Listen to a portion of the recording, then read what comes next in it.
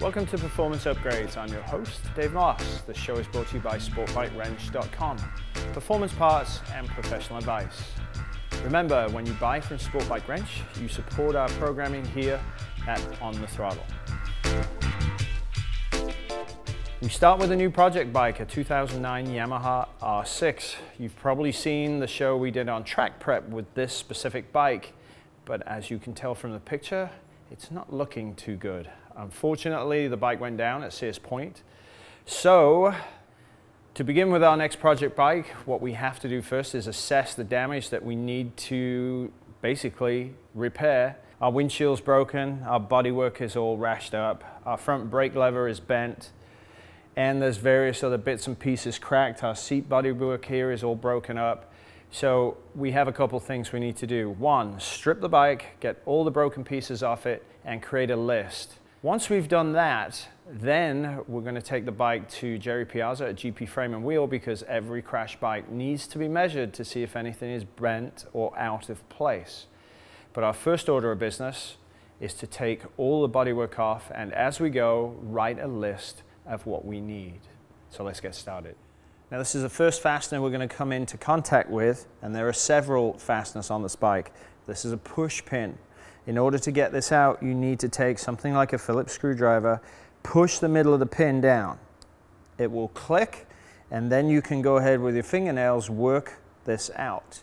We're going to start underneath the headlamp, and there are 6 push pins that we need to extract to get some of the interior fairing out of the way first. Now that we've got the inner fairing pieces below the headlamp free with all the push pins, we need to go ahead and remove them.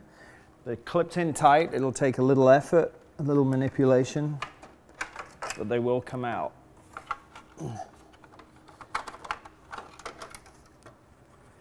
And it's best if you lay everything out the way you took it apart. That way you can remember how it went, and you can also take photographs so you can see how everything lays out, or if you want, just put a video camera on as you take pieces apart, run the camera so you know where it all came from. Next is the windshield. Our windshield is really simple, 4 Phillips screws, and that will come out and will be put to one side. Now remember, the windshield is clipped into the fairing, so be careful when you pull it out. And just pull upwards and it'll come straight off. Now we'll start on the bodywork. There are several pieces to the main fairing. We've taken the initial piece off from underneath. This whole piece on the external side is 1. This is a separate piece, which is 2, and this is a 3rd piece.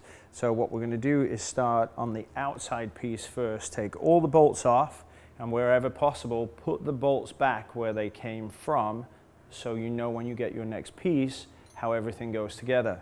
This is not only bolted to the bike, it's also bolted to this fairing piece. So there's multiple fasteners here, but fortunately they're all threaded Allen bolts. Now it's usually 2 fasteners underneath. The front one's broken out here, but we also have 1 small fastener in the back which we need to remove, which will then loosen this piece up.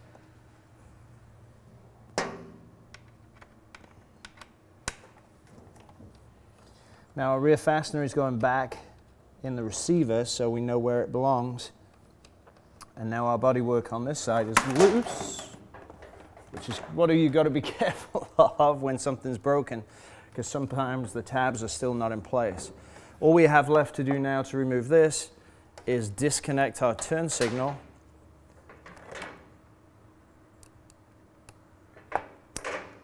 And unusually this is a push up snap connector, not a push down. So remember, push it up and then it'll come apart. So now our bodywork is off.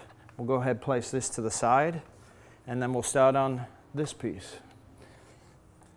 Right, now we take our central section off. We have 3 fasteners we need to deal with that are immediately obvious on the outside, so we'll take those.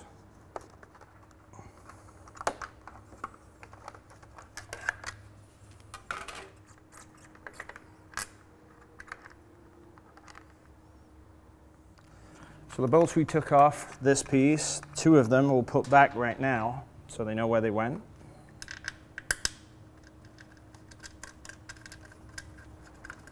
And we have 1 little push pin connector here left.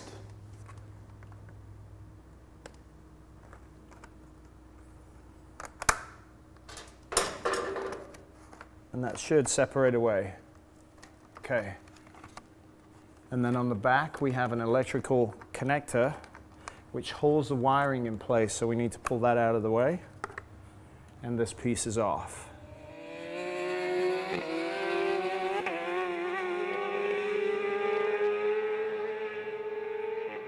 Now we're starting to aggregate a lot of different fasteners, so it's important at this point to go ahead and put things where they belong, where you can. This came off the back here, so that needs to go there, and you only have to screw it in a couple turns. And this screwed into our base mount here. Screw that in a couple turns. Obviously our push pin mount and our Allen bolt that fixed into the side of the fairing, we just simply reinstall where there's a piece for that to be screwed to, so that's not a problem at all. With all these little push pins, best bet, go ahead and put them in a Ziploc bag and aggregate just the push pins themselves together.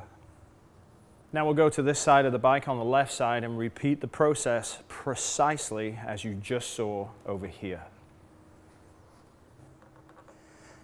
Now when the bike's crashed, it's very common to lose your fairing stay and have things broken off. So what we've unfortunately lost here is our fairing stay, which holds this component to this component back here. Our plastic blocks are broken off, securing the fairing stay here and up here. So you can see on this section here, where we have our gauge pack, there's a whole piece missing, and in fact on both sides the ears are gone. So the only thing holding the headlight on was the bodywork in place on the bike. So again, when you're taking things apart that have been crashed, be very careful with that. As you take one piece off, look around, see what may come next, and is it hanging off or is it going to be intact and okay to pull off.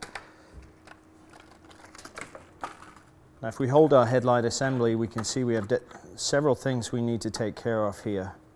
Our harness is secured into the headlight by a Phillips self-tapping screw, so that has to come out. We need to disconnect our headlight from the harness here, and on this side also, as is on the other side, we need to go ahead and pull the relay out of the way. Quite often with the R6, the little rubber gasket that sits on top of here gets misplaced, so make sure if it came off with the headlights that you separate that out and put it onto the bench. First, we've got to disconnect the gauges and the harness from the gauge pack, and then we need to undo the self-tapping Phillips screws from the gauges themselves. So we have one Phillips screw left to take out, so next is to remove the plastic part, which just is pushed in with pins on the back side that locate up here, and it just snaps right in. So we need this out of the way. And we can go ahead and lay that down. Then we want to get our last Phillips screw off of our gauges.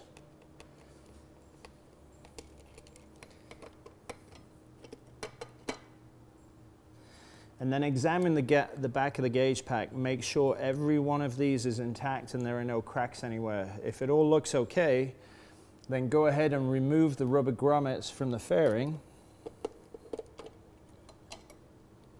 Put them in place. Then go ahead, put your screws back in place on the gauge pack. Now we're ready to remove our broken fairing stay. There are 4 bolts, 2 either side of the steering head. Turn your wheel one direction to give you easier access to the bolts. Take all 4 out, put them back into the steering head on the frame. And then just as with all the other parts, go ahead, remove the stay itself and put it down with everything else. Okay, that's the bulk of the front fairing off. Now we can move to the back of the bike. We need to go ahead and take all of this off because this is all broken as well, and inspect it. We can see there's cracks in this, so this is definitely probably gone. First order of business, remove the rear passenger seat and remove the rider seat.